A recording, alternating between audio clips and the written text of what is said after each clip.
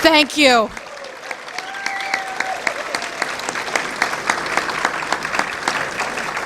I've got to do a little bit of a video here, because if I leave this blue crazy land and let people know that there are hundreds and hundreds and hundreds of red-blooded patriots in blue California, they wouldn't believe me. They'd call it fake news.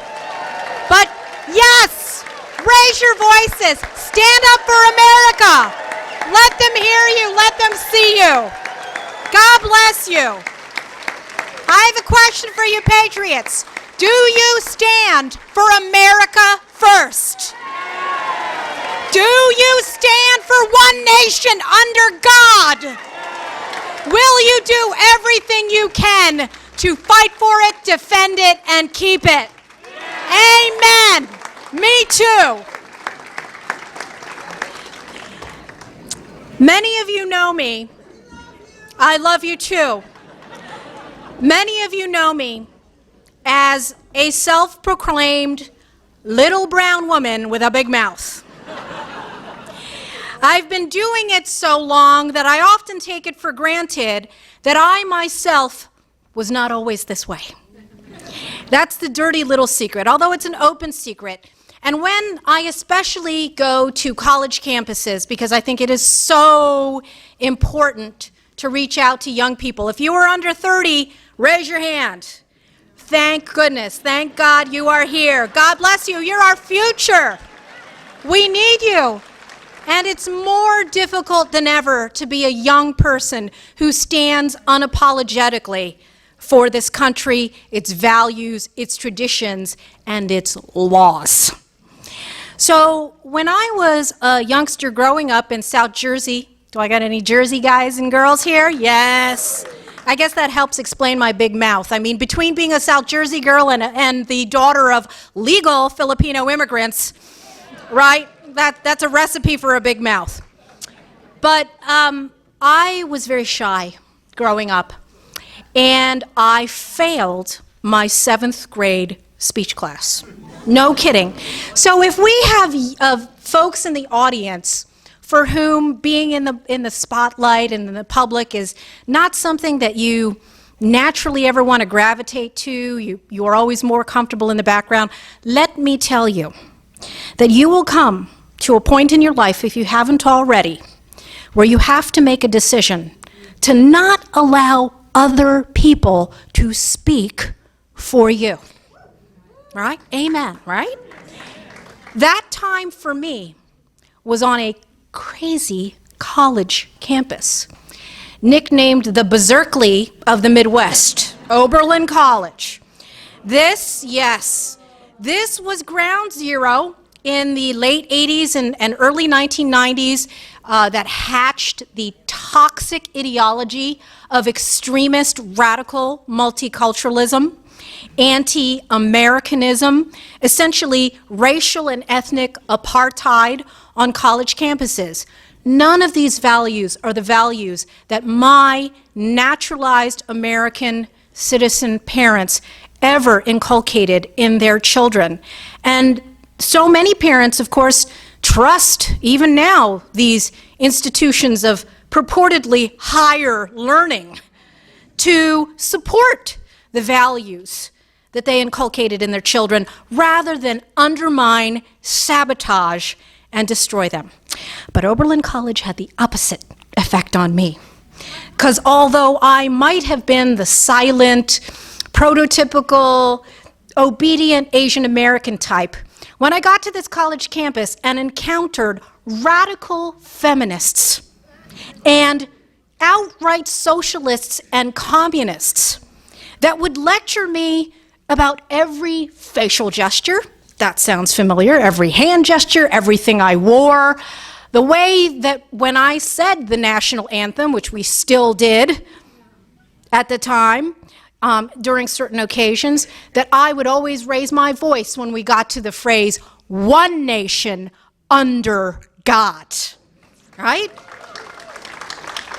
But I was told, and I was proselytized to be ashamed of being an unhyphenated American. Oh no, you could identify as everything else. You could identify as a pony, you could identify as a broomstick, but God forbid that you identify as an American, period. And so that was my epiphany. That was my moment.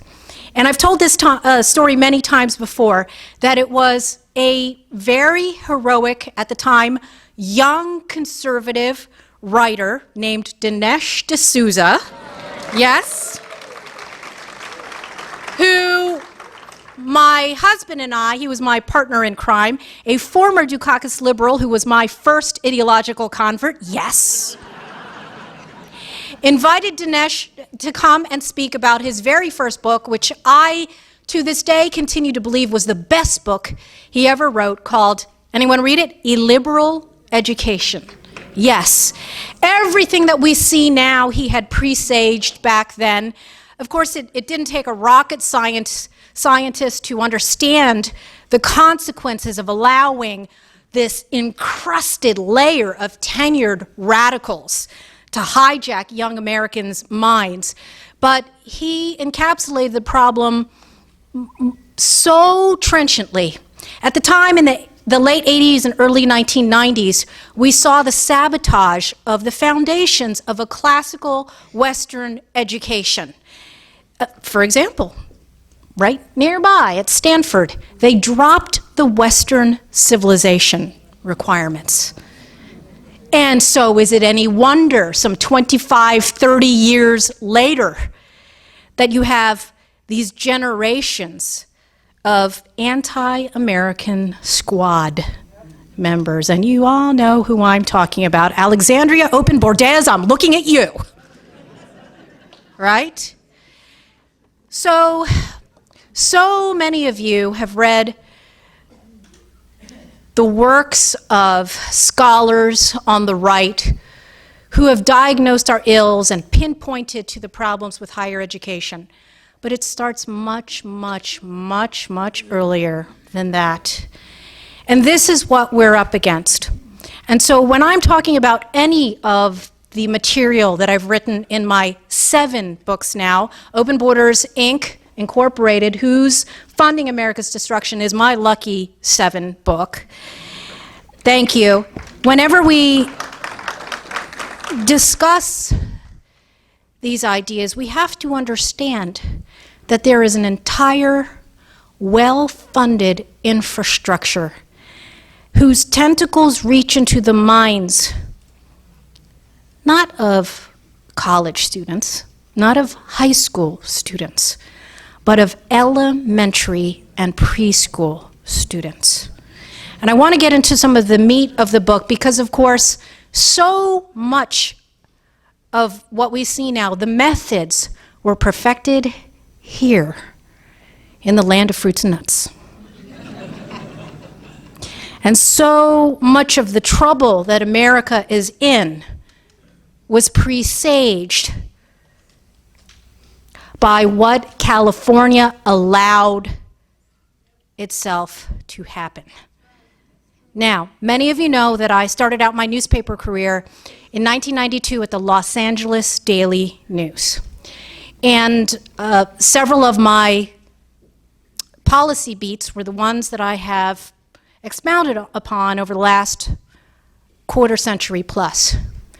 Education is one, and immigration, national security, and sovereignty are the second. And these are flip sides of the same coin. And I was in LA, and at the time there were only about 100 different languages spoken in the Los Angeles Unified School District. It has doubled or tripled since then. And many of the core issues that I wrote about at the time dealt with, of course, the problems with illegal immigration and the continuing chaos and war that has been waged on our southern border. Fast forward to 2002. The first of the 3 immigration-related books I wrote was titled Invasion. And of course, this has now become a trigger word. Trigger, trigger, trigger. That's not by accident, of course. Many of these well-funded hate machine smear merchants pick accurate words and then demonize people who dare to speak them to push them out of the public square so that the American citizenry remains largely ignorant of what's happening. Of course, in California, you can't afford to indulge in that ignorance because you live the nightmare every single day. Here's the problem. And you know, one of the things I always get in trouble for is that I don't tell you what you want to hear. I tell you what you need to hear. And the investigative mantra of so much of my work in this area, certainly all 3 books that I've dedicated to immigration, national security, and sovereignty, follow the same mantra. And that is this: follow the money to find the truth. Follow the money to find the truth. You all know that when it comes to the open borders left, they may cloak themselves in humanity and compassion, and then quote that afterthought of a poem tacked onto the pedestal of the Statue of Liberty as if the Founding Fathers wrote it. Newsflash, they didn't. Newsflash, we are governed not by the new Colossus and Emma Lazarus. We are governed by the U.S. Constitution.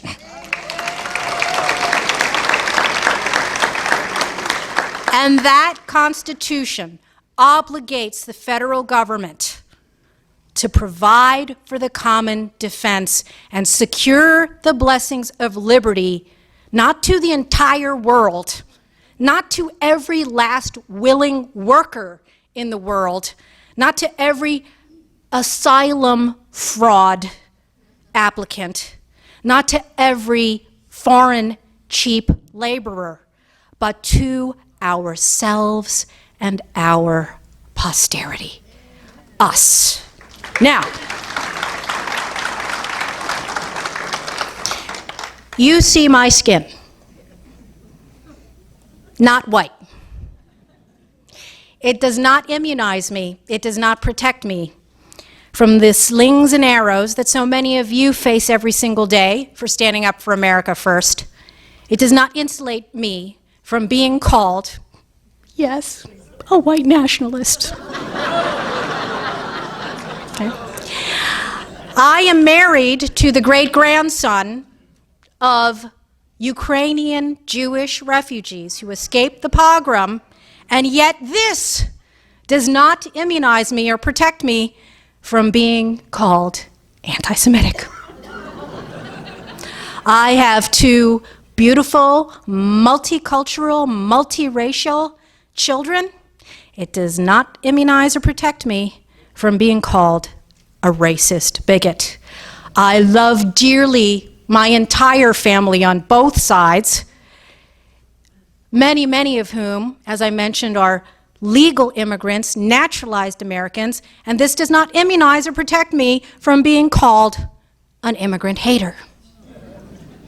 The only appropriate response to these continued relentless smears is, right? Something incredible happened, and you all experienced it during the 2016 presidential election campaign. Finally, and I know so many of you are grassroots, loyal Republicans like myself who year after year, election after election cycle, are always lectured to hold our noses and tolerate these candidates, big business, open borders, socially liberal, contemptuous elites who were no better than so many of the liberal Democrats. We were told over and over again, hold your noses, this is the best you're going to get, and really just give us more money because once they're elected, then they'll become conservative. Ha! And we've had enough of that. That's what happened in 2016. We finally had an outsider, but interestingly, an outsider insider. Somebody who became, on his own, an American celebrity. Remember, Donald Trump rubbed elbows with all of these leftists who now are addled with Trump derangement syndrome. Right? We had this outsider insider who rejected all of the navel gazers and strategists in the Beltway that tell you to tone it down. And one of the most telling signs of the Beltway swamp, this happened after, I can't even say Romney's name. I can't say it without spitting. Boo! Yes, go ahead, let it out. Snake Romney, right? After that pathetic, completely expected, predictable loss, the RNC elites huddled in their retreats.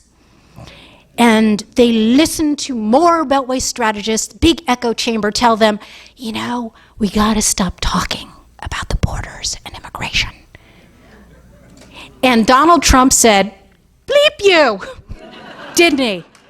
What a breath of fresh air. I will never forget one of the most moving things that he did was bring a man that I've known for years. I was one of the first to report on this horrific nightmare that Jamil Shaw underwent. How many of you know who he is? This brave man, an African American in Los Angeles who lost his star football player, high school son, walking home in the middle of the afternoon from school, from football practice, gunned down by an illegal alien dreamer.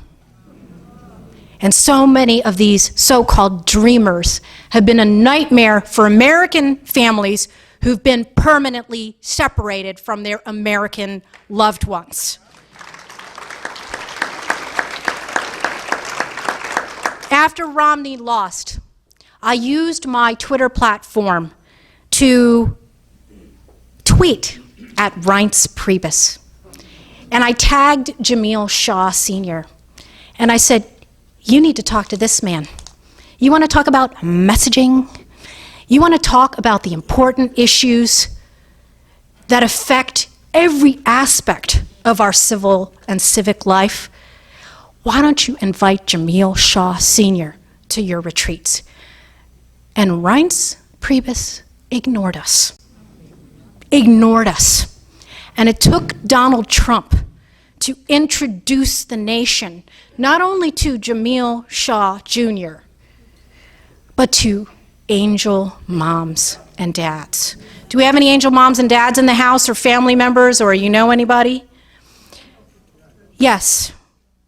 So before they were called angel moms and dads, there was another very great civic group called the Remembrance Project, which still will visit across the country. They've been active here in California in reminding people of the bloody consequences of open borders. Donald Trump made a promise to those families that he has kept. And we can quibble about how much wall has been built, but at least we have a candidate and a president who will say that we need to build a wall, right?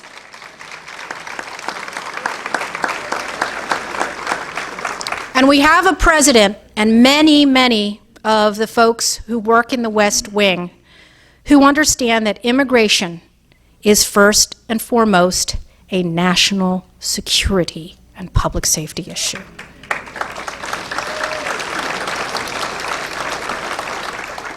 That was the theme of Invasion in 2002. And when I came out with that book, I was called all those ugly, terrible names that I mentioned to you, and I shrugged my shoulders and said, so what, do you want to hear some facts? How about facts? How about facts? And I was motivated and driven to write that first book in less than 6 months because I lived not far from the Pentagon where my husband at the time often worked.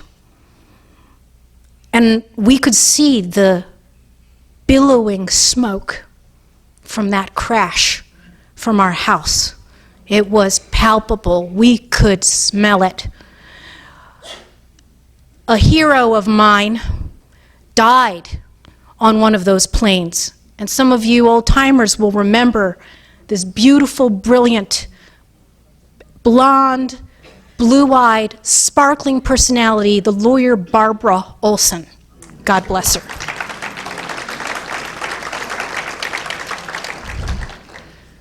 "3,000 innocent men, women, children, unborn life included, were sacrificed at the altars of open borders." And it pains me to reflect on how all these years later, although you will hear now the acknowledgement, even from the open borders traitors, that immigration should be treated as a national security, every single day in this country, we continue to hit the snooze button. One of the most important security lessons was that driver's licenses need to be secure, that there needs to be very close and efficient and effective cooperation between local, state, and federal authorities when it comes to enforcing our immigration laws. Remember that in the swamp on the Virginia side, several of the 9/11 hijackers had hopped over to a 7-Eleven parking lot, communed with some illegal alien day laborers who brought them to a local DMV in Arlington County, Virginia, to secure falsely and fraudulently ID that they used to board the planes.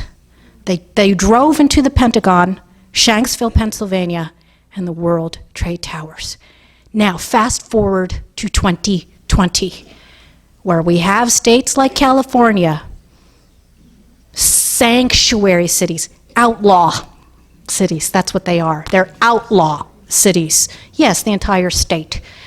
New York, King County, Washington, where I used to live, where they're now issuing driver's licenses to illegal aliens, unable to verify their identifications, and we're back to Groundhog Day, September 10, 2001. Here's the good news. After years and years and years of me in columns, on TV and radio appearances, begging federal authorities to sue these traitors, it's exactly what the Trump Justice Department announced it was doing this week.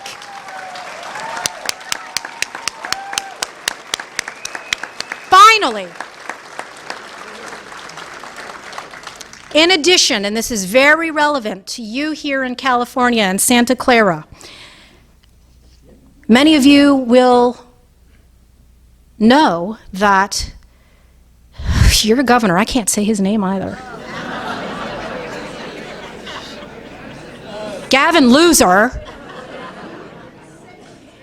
signed a law that prohibits private detention facilities from operating and detaining criminal aliens.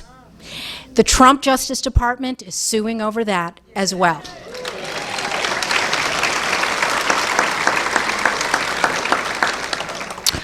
Open Borders Incorporated, who's funding America's destruction, extends the argument that I've made in Invasion and in my second of my three, I call it my Star Wars trilogy.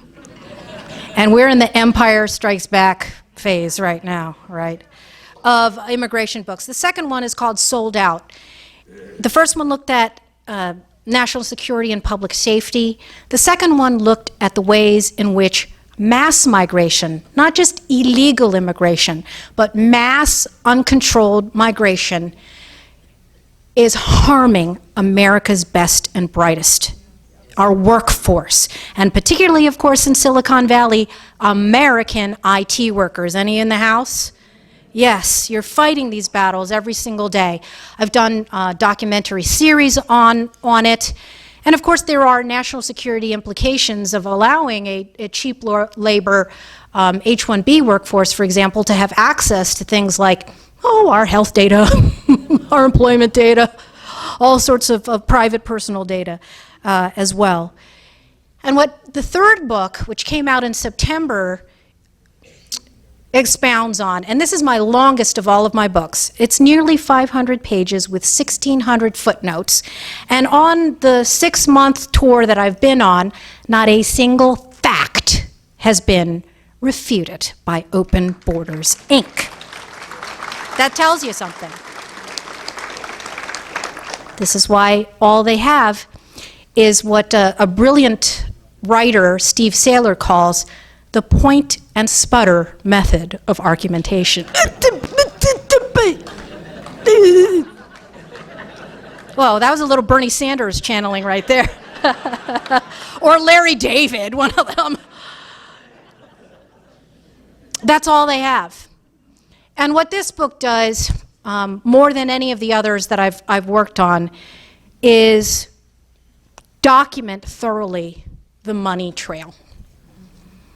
So when earlier I talked about how our young children's minds are being hijacked very early on, that is a deliberate strategy.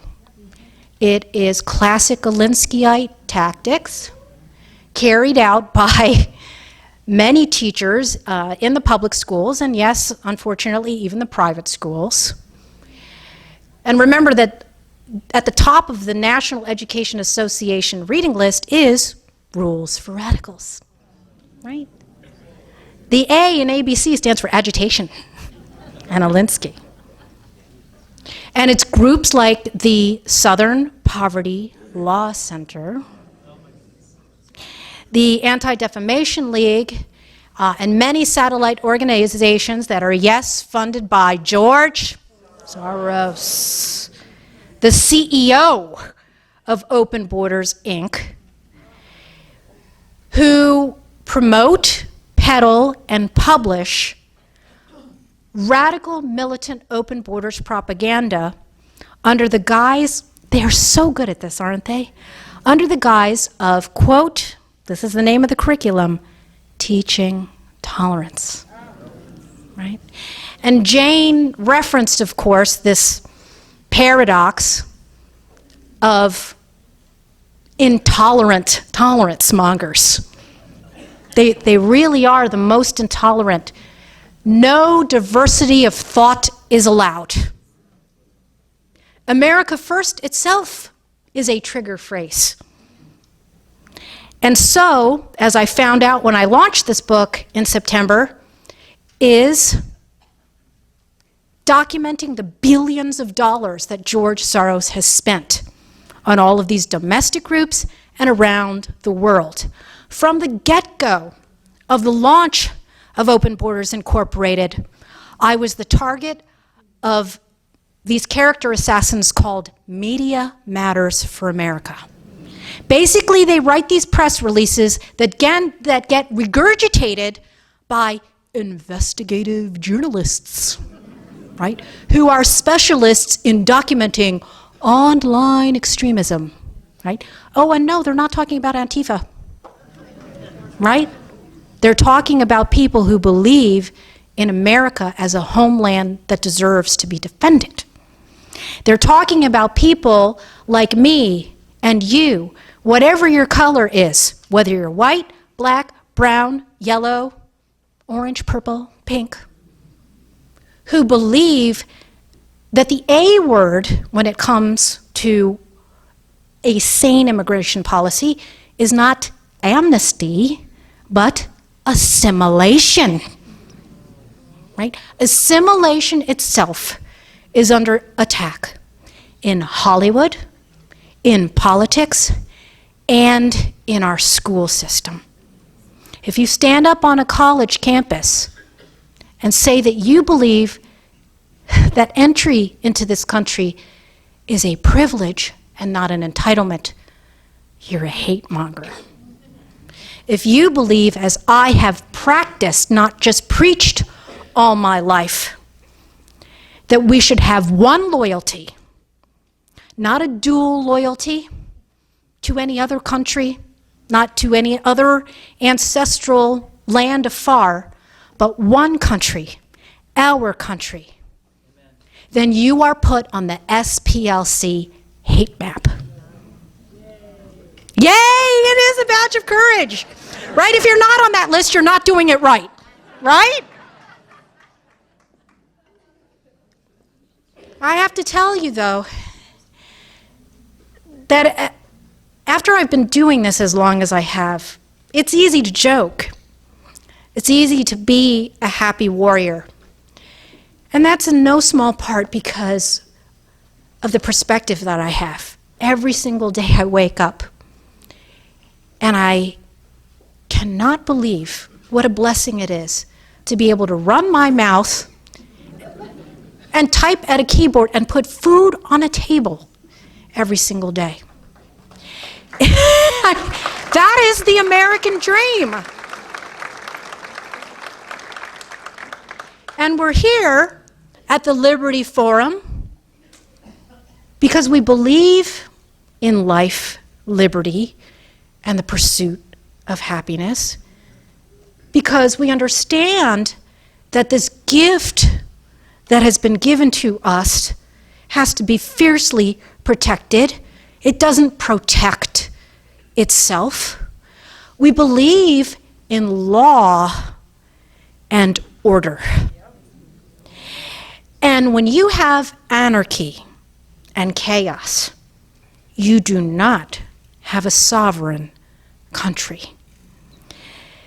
Things have run amok, and it is by design, not accident. And here's where we get into uncomfortable territory. And those of you who especially will remember the very pitched battles during the Bush administration, not Obama, the Bush administration, when George W. Bush and Karl Rove, just a few years after the 9/11 terrorist attacks, when they unified this country and did so many good things, just a few years later were themselves hitting the snooze button and trying to ram a mass illegal alien amnesty down our throats to serve the masters of big business and the U.S. Chamber of Commerce. Shame on them. It was because of grassroots conservatives and grassroots conservative talk radio that juggernaut was stopped. And here is what I want to emphasize to you that very few people reflect upon. Imagine the alternate scenario. Imagine that it had passed. You know what we wouldn't have? It's a little bit like It's a Wonderful Life and thinking back about what would happen, if things were different. There would be no MAGA. You wouldn't be wearing those Make America Great Again hats. Because the difference in handing a path to citizenship to the millions who would have been granted amnesty under Rove and Bush would have made the difference in key swing states. There's no way Trump would have won. And this is what I have to emphasize to you. And again, it's not just the left that I have faced recriminations for saying it. It's many on the big business right as well. That is correct. Demographics is destiny. The Los Angeles Times acknowledges it. The New York Times acknowledges it. All of the strategists and planners, and yes, conspiracists. It's not a conspiracy theory, it's a conspiracy truth. That United Nations elites, transnationalists, not just George Soros, but many billionaires on both sides of the aisle want to destroy the American dream and American experiment. By 2045, we will be a majority-minority nation. Fact. Of the congressional districts that have above average foreign populations from wherever, the percent that are Democrat is 90%, 90. It was militant ethnic voting blocks, many of them refugees that were organized by these Soros-funded Chamber of Commerce supported type groups that helped Virginia become the East Coast version of California. Mass migration, the 1986, unfortunately, Reagan signed illegal alien amnesty. The 1965 Hart-Celler Act, this goes back years and years and years, that this has been in the cards. And you gotta give the left credit, as President Trump did at his raucous, amazing impeachment briefing the other day. I don't think I've ever had so much fun. It's better than Saturday Night Live, Comedy Central. He's the best, right?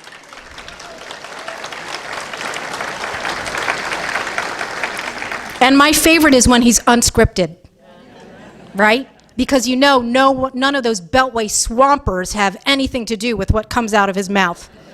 That's why his Twitter feed is so great. That's why all of them want to throttle it, right? No, we love it. We love his, yes, we love his tweeting. And that's why, of course, Twitter is doing everything they can, not only to prevent people from seeing his tweets, but by pushing the most effective of his nationalist supporters off of these platforms. And that's because of Google and Facebook and Twitter and Jack Dorsey running around wherever he is with his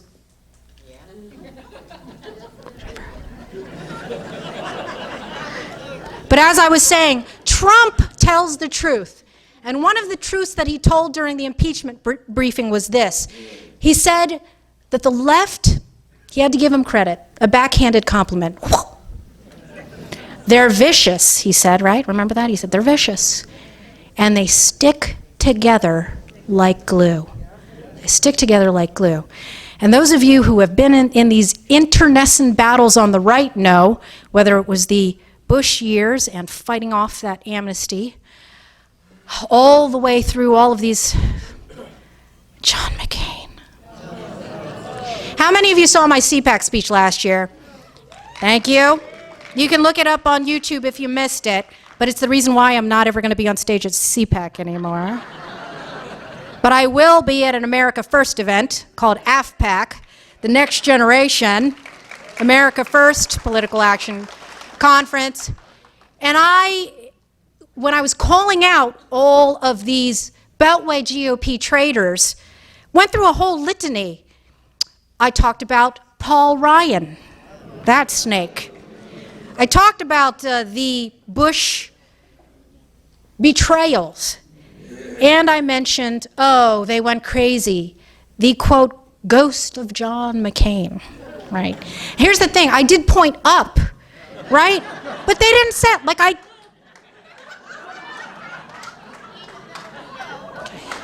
But the fact is that he's the perfect illustration of Open Borders Incorporated.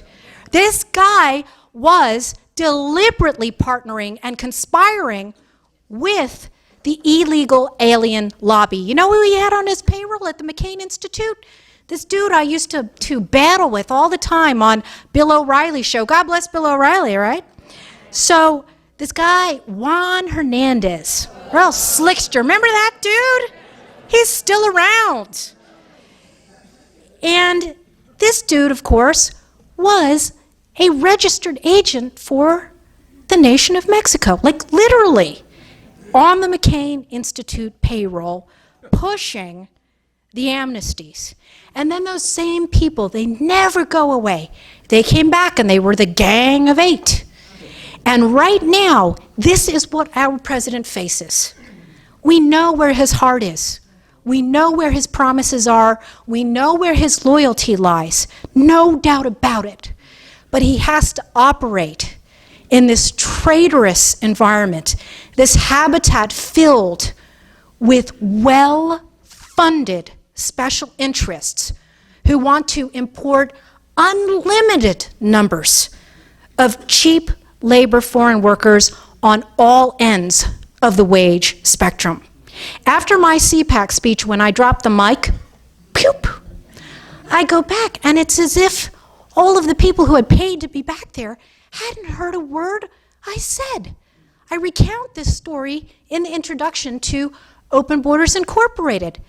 I talk about the problems with mass migration. I talk about how mass migration is going to turn America blue if we don't do something to stop it. I advocate for a full pause, stop, immigration moratorium now.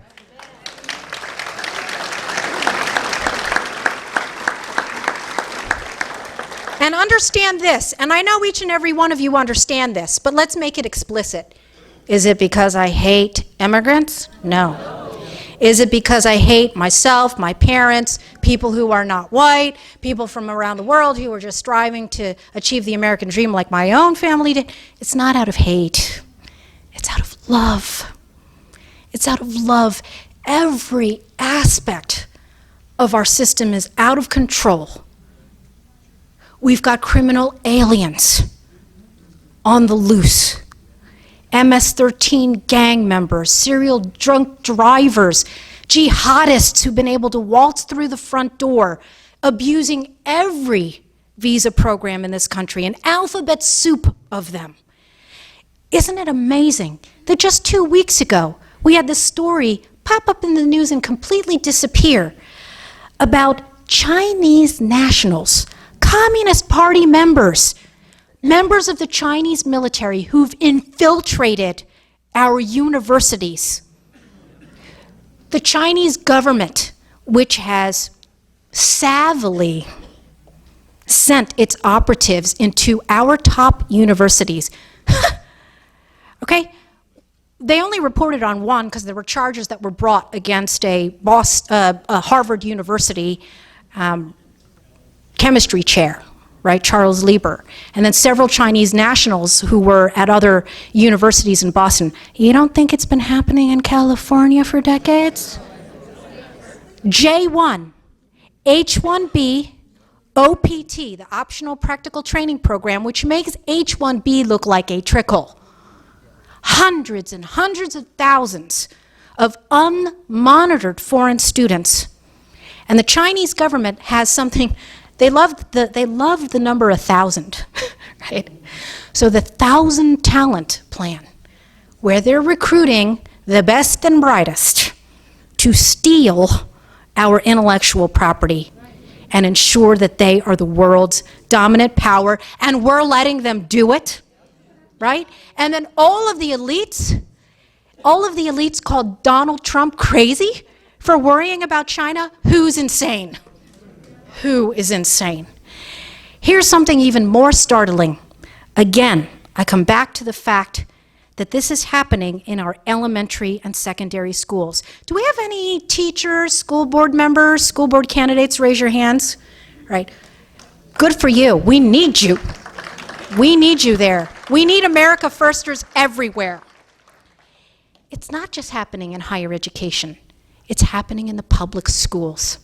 I reported 2 weeks ago that the entire Houston Independent School District, the Broward County, Florida schools, King County, Washington schools, all have accepted money and allowed the Chinese government to establish Confucius institutes and Confucius classrooms under the guise of cultural exchange.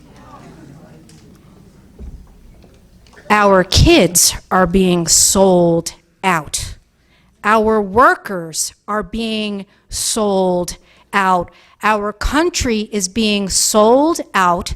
We have a president who's doing everything in his power to stop it, but he needs our help. Are you going to help him? Yes.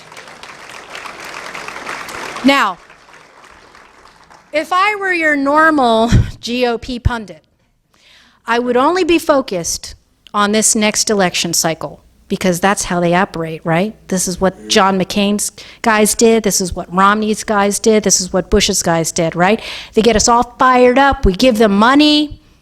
We elect the people that they promise are going to be our great hopes, and then they get back to the swamp and stab us in the back. And we can't have that anymore. We need to be able to speak truth to power. And when we follow the money and we find that the truth leads us into uncomfortable places, we cannot close our eyes. We cannot be silent. Because silence is complicity. And I talked about how it's a blessing that I've been able to make a living doing what I'm doing. But in many ways, my own career and my own ability to put food on the table has been threatened by many of these forces. And I expect it from the left. When I talked about the Soros network, the first thing that Media Matters did was liken me to the Tree of Life synagogue shooter, essentially branding me a domestic terrorist for standing up for America first. I can handle it. I've dealt with this for 25 plus years. But the reason I have reignited my passion and fire, and it really hasn't dimmed all that much because of my big mouth, is that now I see these same evil forces targeting young people.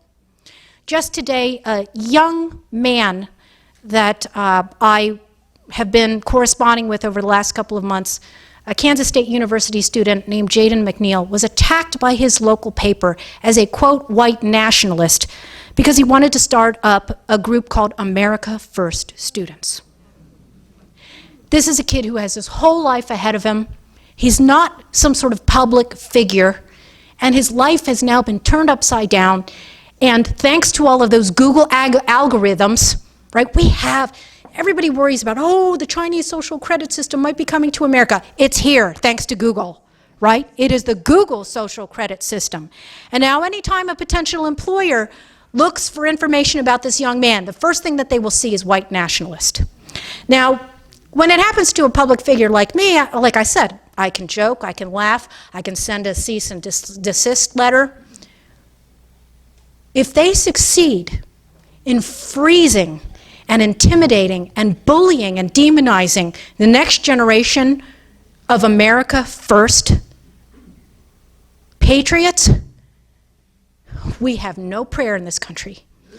And each and every one of you who is here in this room who is an adult has enough discretionary time and income to do what you can to support these kids. I pledge to do it. Do you? Thank you. We need you to do that. We need you.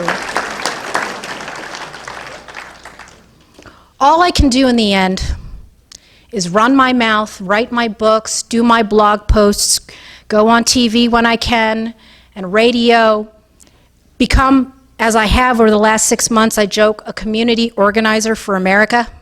Yes, right? And hope and pray that the force of my words and ideas will matter somehow. And so when I'm able to come and meet all of you, it's a two-way street because I can see the dedication, the loyalty, the love that you have to this country. I hear your stories about the ostracism that you've faced. You know, you may not get Antifa putting you in crosshairs or get on the SPLC map, but you've lost friends, you've lost family, you've had your cars keyed, you feel fear, and it is completely reasonable and legitimate to have to make cost-benefit calculations every day about when you are able to speak up and when you can't. And when I go on college campuses especially, and when I talk to moms and when I talk to young women, I'm not one of those people who so glibly says, well, you gotta run to the fire all the time. I understand that not everybody can do that. But one thing that we can do, in a way I envisioned it as the Soviet underground. Are you familiar, anybody, with the term samizdat? Right? It is an underground. And in many ways, that is how we have to share information, because the game is rigged by Silicon Valley. I've been an early adopter of social media before it was even called that. I started my first website before there was even the name blog. in 1999. As many of you know, I am not a closet nerd, I'm an out-of-the-closet nerd. And I taught myself Microsoft Front Page, and the website would take forever to load. Just like even if I wanted to change one word, it would take half a day on 2400 baud. Remember that sound? You've got mail. But at that time, I mean, that was 1999, and it's amazing to think that back then, I would never worry about shadow banning. I'd never worry about being throttled or censored for sharing ideas and information. And now ordinary citizens every day can have established a beachhead on any of one of these social media platforms and then have the plug pulled like that. Just like that. It is not so easy. It really gets on my nerves when I hear free market conservatives say, well, start your own Google. Start your own Twitter. Usually the people that say this are well-funded, Open Borders, Inc. subsidized folks who were not at the forefront of the internet like I did, and I was, and subsidized my first websites with my credit card, right? These people are using Section 230 as a harbor, as a special shield to protect themselves and pretend that they're neutral platforms. And what is very important that you understand is that there is an intersection. There is an alliance between these forces that I have exposed, between open borders, big business, big tech, and as a subset, Fed Ed, right? Because the data mining and the brainwashing that's going on is not at the end of the education pipeline, it's at the beginning. My parents took an oath of naturalization. How many legal immigrants and naturalized Americans do we have in the house? Yes. God bless you.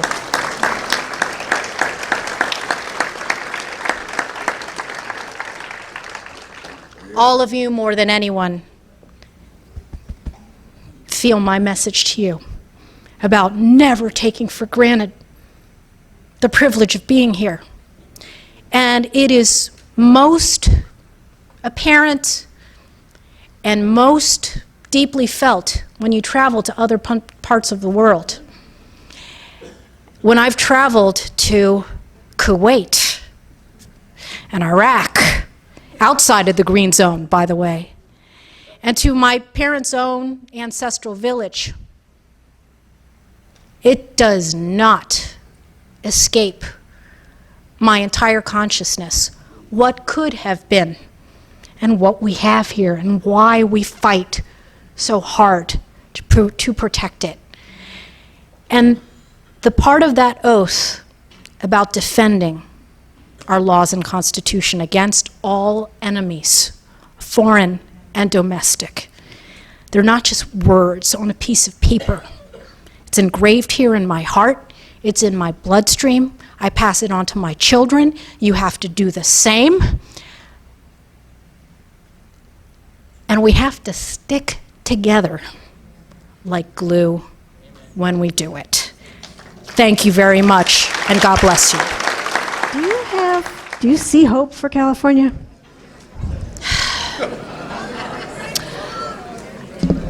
I see hope in this room, for sure. And I think that as long as we have folks like you who are willing to turn out, who are willing to put your money and your boots where it counts, on the ground, there is hope. Could California ever be red again? On this, I have to be a realist. And like I said, the math is very depressing. And I think that if we adopted an immediate immigration moratorium, that would go a long way to helping stem the hemorrhaging. But there was a moment, and I don't know if you all felt this as well, that was a real shocker, a real wake-up call. And that's when a county nearby to Los Angeles County, where I lived in the early 1990s, went from reliably solid red to blue, and that was Orange County. Shocking, shocking that domino would fall, but completely predictable given all of these historical and legislative facts that I've talked about. Can we reclaim city by city, county by county?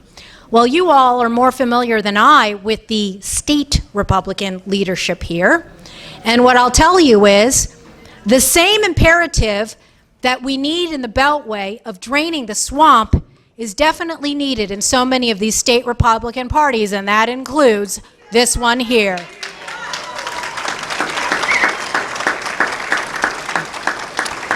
It's a question. Someone would like to know, why can't Soros be dealt with?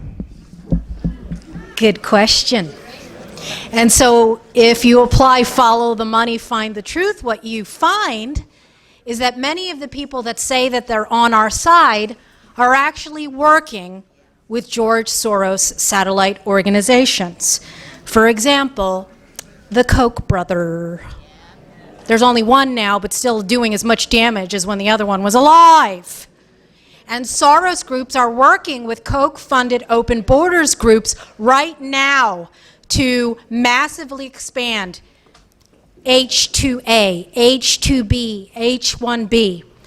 These groups have also partnered with the Southern Poverty Law Center to try to deplatform anti-Sharia groups, anti-illegal immigration groups, and anti-Open Borders, Inc.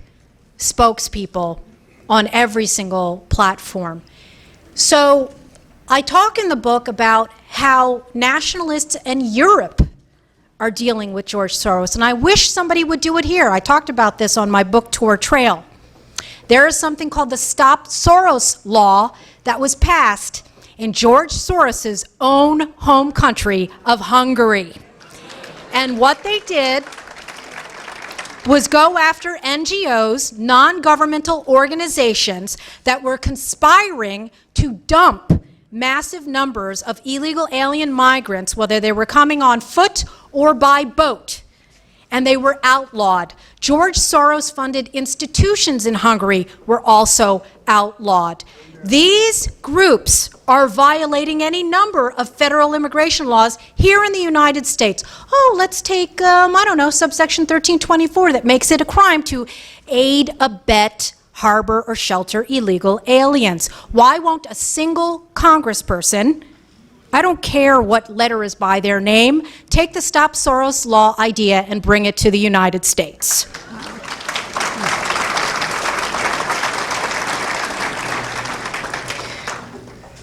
This guest would like to know, he says, Comey and Brennan fear a second term of President Trump. How can we protect our election 2020 from the deep state? Personnel is policy, right? Personnel is policy. And even in the last almost 4 years, we've seen some disastrous people get into very important positions of power in the Trump administration. The Department of Homeland Security Secretary, Chad Wolf, was a registered foreign agent for NASCOM, the H-1B outsourcing industry lobbyist. How is this happening? There are people within the West Wing who've made their living stabbing American workers and students in the back, and yet they operate under the umbrella of the Trump America First administration and agenda. Who put John Bolton into power? You're going to see these internecine battles break out in the next month as we head into the next CPAC.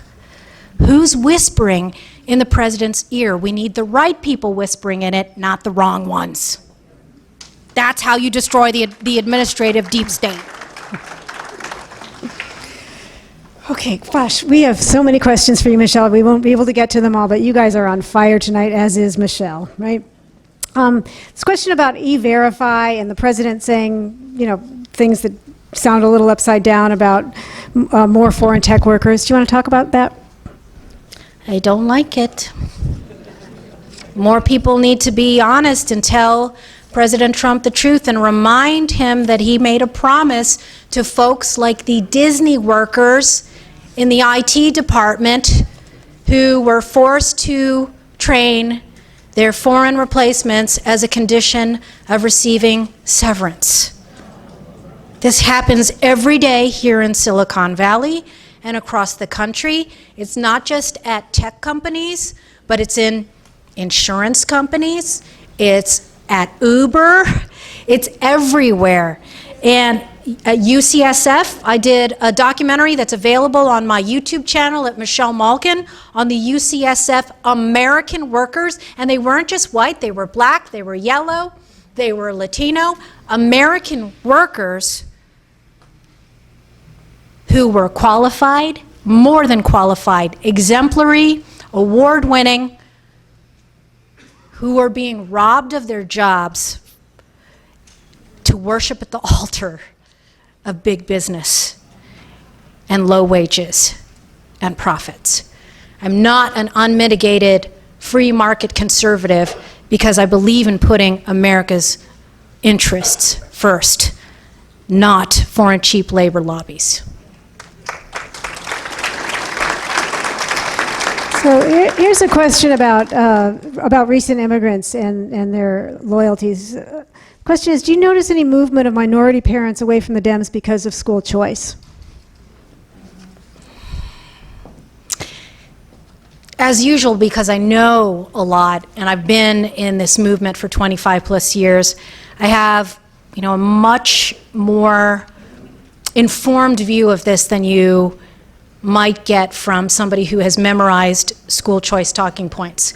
I've been a champion of school choice for upwards of 25 plus years. I am the daughter of a public school teacher, and my husband and I, and he is a PhD in economics, who partnered with me on homeschooling my youngest for 5 years. The homeschoolers in the house? Yes. Parental sovereignty is the first step towards securing national sovereignty. Protecting our children from big government and Fed Ed is instrumental in ensuring that we have a strong, secure, and safe America and future. And for the longest time, school choice was something that I believed in and that I believed would help rescue untold hundreds of thousands or millions of people and citizens, families, students from failing public schools in inner cities. There's a problem, however. The GOP has promised us since the time that Reagan was alive that they would abolish the U.S. Department of Education. And year after year after year, that budget has exploded. Historic highs under the newest federal budget proposal fronted by Donald Trump. And there is no such thing as real school choice as long as the mandates and the money control the children. Fed Ed has encroached so much that there is no escape. Even when you homeschool your kids, even when you send them to good private schools, even when you offer, as many very kind-hearted conservative philanthropists have done across the country, choice scholarships to rescue inner-city kids, you send them to some other school and they're data mined and they're required to meet BS supposed standards that are called something other than Common Core now. And those of you who have fought these battles for years know that when people say that Common Core is dead, they're lying through their teeth. Because before Common Core, it was called No Child Left Behind, and before that, it was called outcome-based education. And like so many bad ideas, many of these ideas were hatched in California public schools. I tell you what you need to hear, not what you want to hear. There's a question about human nature. Don't people have an inherent need for freedom? Won't the majority tire of liberalism? I used to think that we could rely on that innate human impulse towards freedom. But when you have an entire infrastructure that targets our children's minds from very, very, very young ages and convinces them that intellectual and ideological slavery is preferable to freedom, you can't just take it for granted that eventually they'll come around. No, they won't. They won't.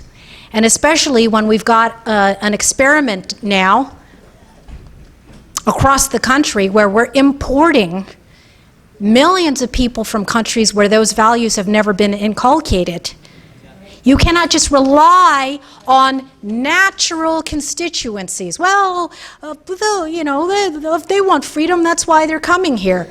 Well, then why in Virginia and California and Arizona and so many of these states that are turning from solid red to blue are large voting blocks from third world countries and around the world voting for gun control and abortion and social liberalism and socialism when they risked so much to escape it? Why are they doing that?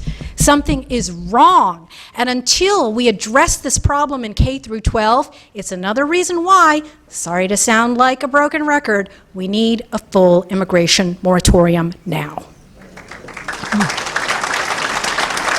One of our guests is confused about why there aren't separate prisons for illegal aliens along that line.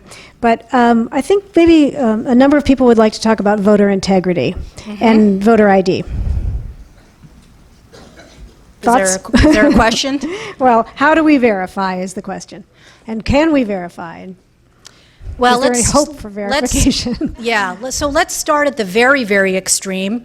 Of course, this experiment is going on in Northern California. I saw it happen in Montgomery County, Maryland as well, where non-citizens, this is the camel's nose under the tent, where non-citizens are allowed to vote in, say, school board elections, right? So that they do it from that end. And then you've got Soros-funded groups like CASA, right? Casa de Maryland, I'm familiar with, but there are many here as well in California. And United We Dream, Unidos US, which used to be the National Council of La Raza. So somewhere along the line, somebody realized the bad optics of calling the illegal alien lobby group the race, right? Didn't stop them from calling us racists. You're called the race. But now they have repackaged themselves as Unidos US. And because of motor voter laws, obviously, right, they go through the let's get them driver's licenses first. And again, because California is always the petri dish for these things, rampant illegal alien voter fraud has gone on. I remember when I was working in LA in the 1990s, B1 Bob Dornan's race, remember him, the great congressman? Was stolen from him thanks to illegal alien voter fraud. You had James O'Keefe as a speaker, and of course he's devoted many of his investigative projects to exposing that. And this was, the whole thrust behind having real ID. What we need are boots on the ground, and I know that a lot of GOP precinct captains have organized volunteers to do what remember the new Black Panther Party in Philadelphia during the first Obama election, right? Those menacing thugs in their military boots, right? Well, where was the sort of grassroots force to counter that? And so, monitoring the election booths is one way to provide a disincentive to that, but we also need more investigative and undercover work and secretaries of state. You all know that the SOS project that was funded by George Soros was intended to put these sovereignty saboteurs in places of power. Where is the parallel effort to meet that on the right. George Soros also funded all of these district attorney campaigns, and that's why you have that literal son of terrorists as a DA in San Francisco, Chesa Boudin, a red diaper baby. He had national support. These people are focused. They know what they're doing. Where's the national campaign to put America first, sovereignty supporters in these positions of power? Ask the RNC. Okay. Yeah. There was a shout out for the SVGOP as an answer to that question. Trump said this should never happen to another president. Do you believe there will be any accountability? Has Hillary Clinton and Bill Clinton ever been held accountable for anything? These people have the most impenetrable immunity shield. And this is really a problem with the deep state, and it's a problem with our judiciary being infiltrated with people who have no adherence to the rule of law. So what do we do about it? Well, we knew that the impeachment machine had already kicked into action before President Trump took office. And it was only after the articles of impeachment had been introduced and the official campaign for this had been announced that we finally got a war room, that we finally got some sort of organized campaign to defend the president when they should have been ready out of the gate. These people never stop. These methods have been perfected over decades, and they reconstitute themselves. They're like the Transformers, right? Who are these people who were behind the impeachment machine? Who are those people who marched up onto Capitol Hill and spilled out into the offices? They're move on, right? They never move on. And so this is my question for people who have discretionary income, who are donating to all of these National Conservative Inc., Con Inc. groups. You need to demand accountability of them. If you're putting your money there, where's the results? What are they doing to put boots on the ground? I reject the idea that people like us should not be doing the kind of grassroots on the ground organizing that the left does. You know what I did, which, like I said, I am not some sort of natural speaker.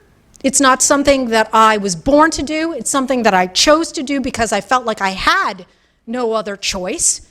And so over the course of the book campaign, I organized several Stand With ICE rallies.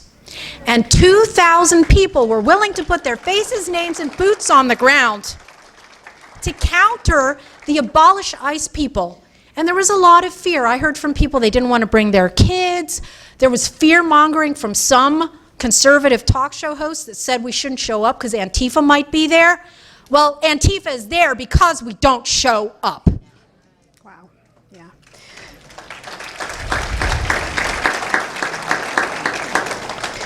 Aren't we the great beneficiaries of this woman who says she's not a natural speaker?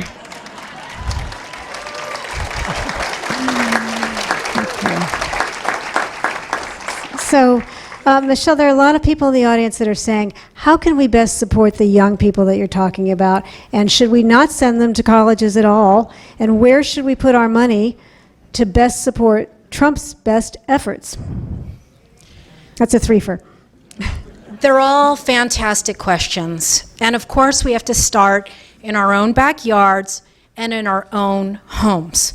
And my number one recommendation, and just from learned experience, is keep your kids off social media. Keep them off the screen time. And do what you need to do if you send them to a public school district and they're required to have a Google logon, and they're required to get on some learning management software system, and they're required to submit all of their personal data and behavioral monitoring and social emotional learning metrics. Learn to say no. No, you can't have that. No, you can't use my child as your guinea pig. No, my child is not your product. Okay? It starts there. I have called for the deplatforming of Google and Facebook from the public schools.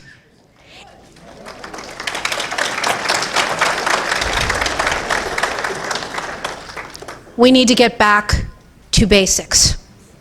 The other day, my son texted me.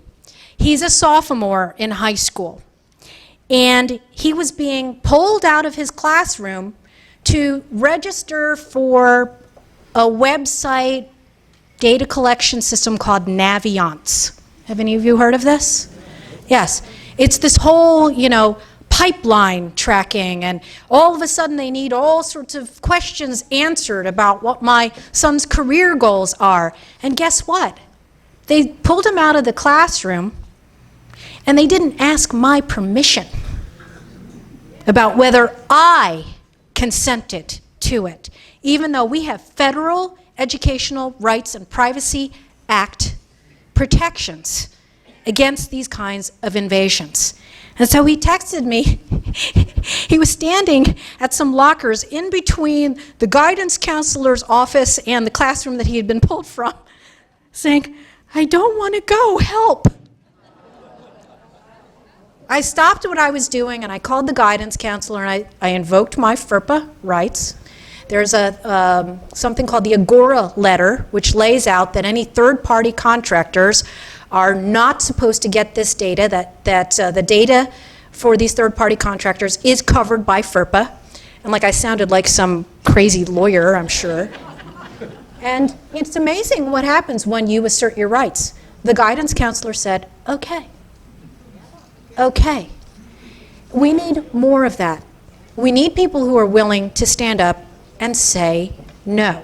That's number one.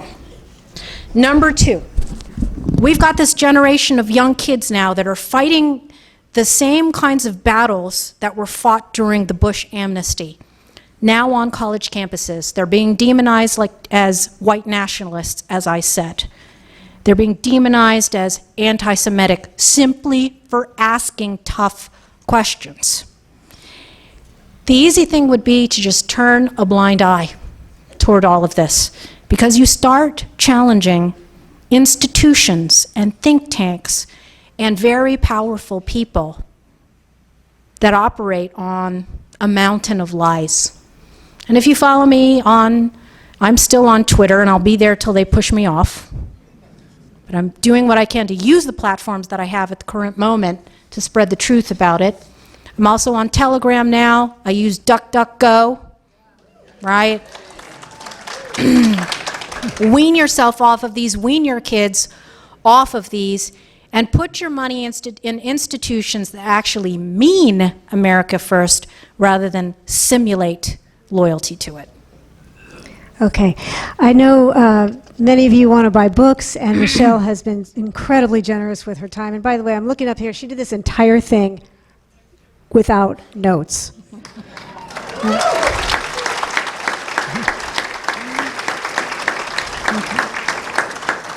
Clearly has some superpowers. So, final question. We have a very off-the-cuff president who many say we should take seriously, but not literally. You have a meticulously well footnoted book, so you are very careful about facts. But would you talk about the lopsided fact-checking frenzy in the media today? Mainstream media people who call themselves fact-checkers are the worst warpers of fact in America. And I've worked on all sides of the media over the last 25 plus years.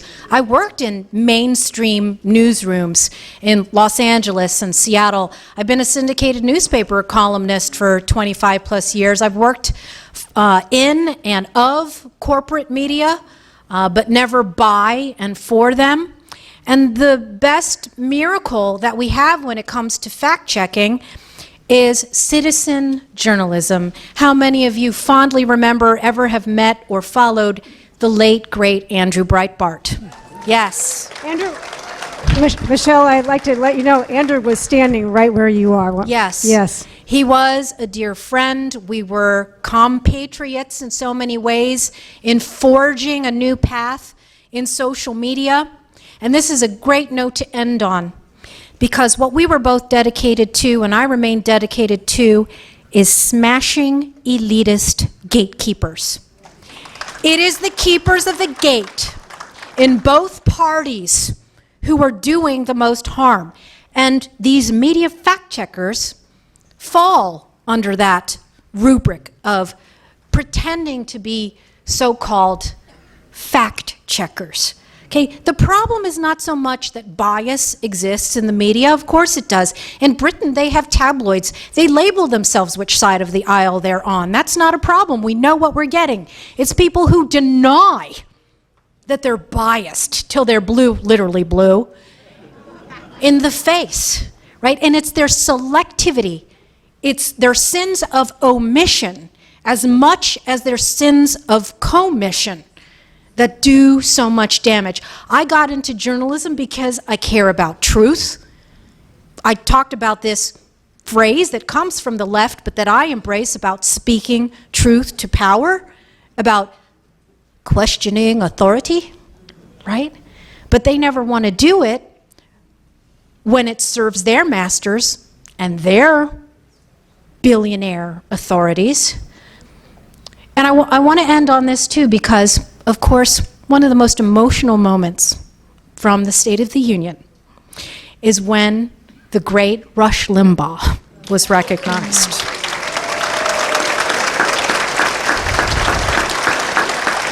And we witnessed an incredible opportunity, because a lot of times very dear figures pass without them ever knowing the gratitude that so many have towards what they represented. And a lot of people now, they take for granted that Rush Limbaugh, like Drudge, like Andrew Breitbart, like so many of the old guard, and I think this is a good lesson, especially for young people. Are you going to stream it, or are you going to show it? So, for young people who may be watching this, is to remember there was a time when there wasn't Fox News and a gazillion social media platforms and all of these panoply and cornucopia of sources of information. It was Rush Limbaugh. And everything that we're seeing now happening to America First kids and young people and people like me happened to Rush Limbaugh 40 years ago, right? They tried to blame him for the Oklahoma City bombing. They smeared him time and time and time again. And he showed by action, not just by words, that the way to defeat smears and lies and anti-Americanism was with truth, with being a happy warrior, and with resilience and persistence. Jane has said something to me over the course of this evening that I will never forget and that I want to share with you. Courage is contagious. Courage is contagious. That will stay with me. And I want to thank you for bringing me here, because as Jane mentioned, there's been a disavowal campaign. I've been blacklisted by so many people. It's a miracle that I'm here. My event in Maine, which was my last speaking event, was canceled 4 times before we finally were able to find refuge in this tiny little town called Sabattis, where the GOP Executive Committee convened an emergency meeting so that we would have a tiny little hall. It was like 15 degrees outside. We were scurried around. I felt like I was in like the underground of the Soviet Union or the Chinese underground or something like that. And so I don't take it for granted that you were able to turn out this many people, and it is courageous. Just this week, I was put on this target list by Antifa's house organ called It's Going Down. Gee, I wonder what their agenda is. And so showing no fear, resilience, persistence, and courage, that's the first step to taking our country back. God bless you.